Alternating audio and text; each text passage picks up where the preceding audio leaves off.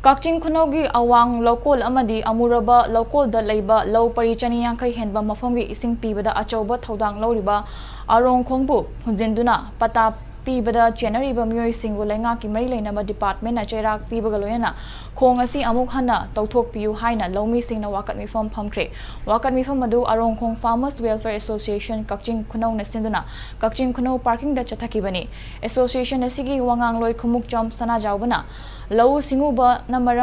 maru oiba sinfam oiba Kakching Khunaugi local singda ising pibada Arongkhong asi yamna maru oi adubu hairiba khong asi ngasidagi chahi nipan romgi mamangda khong asi mathakta kaithel ama sagani haiduna Kakching Khunaugi miyamga tanaramba tawdana khong asi phunjanki khong asi phunjin khraba matung nakanda khong asi thairibani haiduna tawram labasu nauna tawriba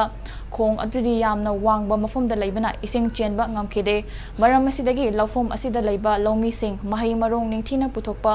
ngamdabadagi handak khong asi amuk hana tawnaba hotnarubada hanagi khonglam adu miyoi kharana pata piramduna miyamda khong tawnaba hotnabada ayetpa pirakhibani maram asina lawmi singna thengnariba awaba kaya asi yenglaga tha asi tara manga fawbada khong asi amuk hana tawba yanaba lenga ki thabak paikhatpiu amadi lenga ki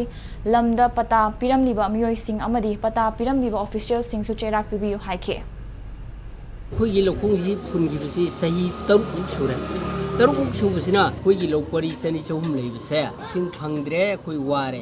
ware na haijiru matamsida inthirwaina tabidre aina hangena karma matamda pali kana amin karma na pali kramai to wiseng na hayu haidama khumungam dre ardudi pata panbham thokna panba porse gamen madu ingsin biu lokut biu madu da pali ba amin singdo amil loro kana oro mado action to biu madu achumba puthok biu sini akoina haijeni misi